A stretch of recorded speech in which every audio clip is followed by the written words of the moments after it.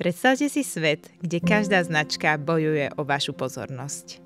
Denne vidíme stovky obrázkov, reklám a videí.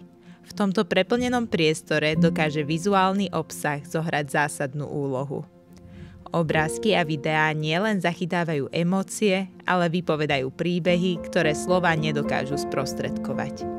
V agropotravinárskom sektore môžu vizuály ukázať čerstvo zozbieranú zeleninu, farmára pracujúceho na poli alebo zábery rodiny, ktorá si užíva lokálne vyrobené produkty.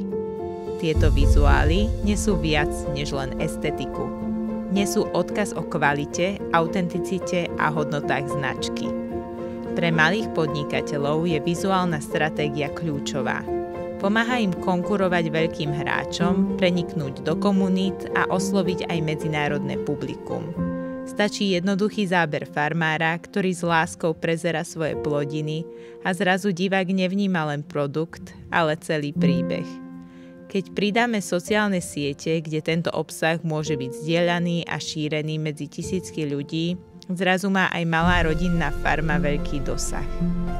Vizuálny obsah je dôležitý aj pre budovanie identity značky.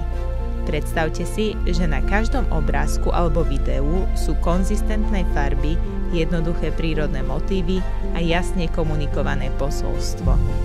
Takto značka nezískava len jednorazovú pozornosť, ale vytvára dlhodobú lojalitu u svojich zákazníkov. A v čase, keď sú ekologické a etické hodnoty pre zákazníkov čoraz dôležitejšie, práve vizuálny marketing je nástroj, ktorý môže posunúť váš podnik na úplne novú úroveň.